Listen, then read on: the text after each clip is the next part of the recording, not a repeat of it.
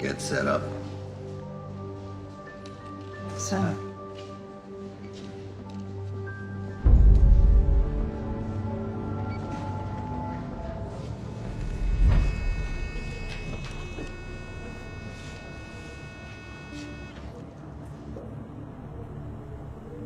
As you know, we're conducting an ongoing inquiry into corruption in public office.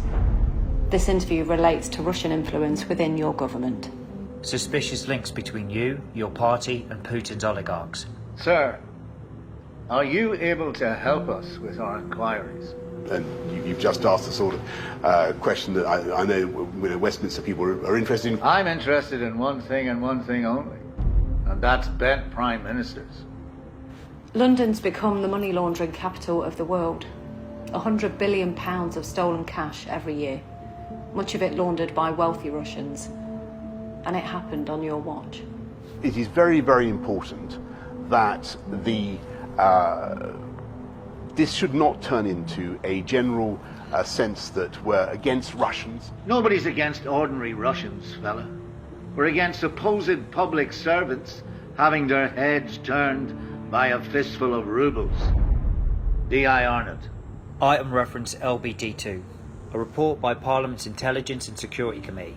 It says, quote, Russian influence in the UK is the new normal, and there are a lot of Russians with very close links to Putin who are well integrated into the UK business and social scene, and accepted because of their wealth.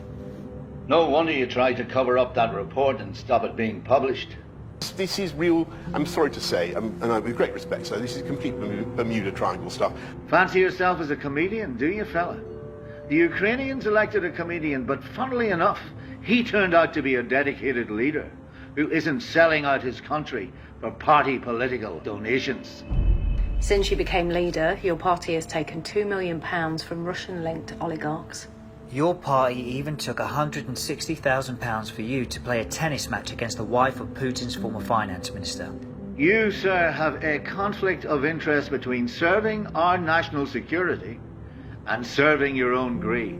There's no country in the Western world that is more vigilant in protecting the interests of this country or the international community from Russian interference. God give me strength. You must think we were born yesterday, D.I. Arnott. On screen, image 13. Image 13 is a photograph of you at an Italian airport when you were Foreign Secretary. You'd spent the night at an Italian castle owned by Evgeny Lebedev. Evgeny Lebedev is the son of a former senior KGB officer. When you were asked if it was true that your trip to see Lebedev was against the advice of your officials and without the 24/7 security detail usually assigned to a Foreign Secretary, you didn't deny it. One witness who saw you at the airport described your appearance. Quote, he was such a mess. He was quite dishevelled and his trousers were twisted and creased. He looked like he'd slept in his clothes. What the hell were you playing at? You were the bloody Foreign Secretary. What I can say is that While the country was about to go into the first COVID lockdown, the greatest public health threat in living memory, your mind was on other things, giving Lebedev a peerage. And when our security services rightly told you it was a national security risk, you overruled them and did it anyway. And now he sits in our parliament as Lord Lebedev of Siberia. On screen, image 18. This is Lord Lebedev and his dog. What's the dog's name, Prime Minister? Lebedev named his dog Boris. I don't think there's anything to see here or to worry about. I'll give you nothing to see here, fella. D.I. Arnott? On screen, item reference LBD4. LBD4 is a photograph of Conservative Party Chairman Ben Elliott. He's the one who raised money for you from Russian oligarchs, isn't he? But he also runs a luxury concierge company that catered to billionaires from Russia, including some with close links to Putin. And he set up a Conservative Party advisory board that let the biggest donors, including some with links to Putin, gain privileged access to you, to ministers and advisors at the top of government. You, sir, are a cavalier risk to our national security. We've brought in the biggest package of global sanctions ever imposed on Russia, and we will go further unless and until this aggression stops. Mother of God, we've known for years who Putin was.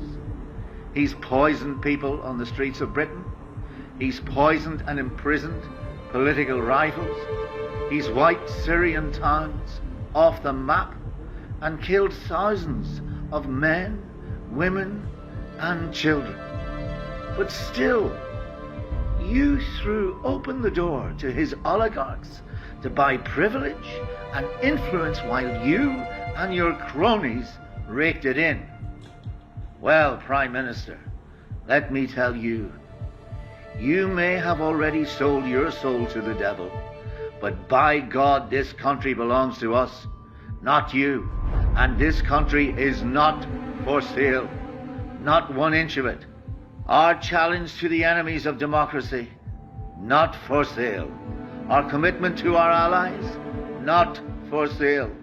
Our compassion for victims of war, not for sale. Our values, sir, not for sale.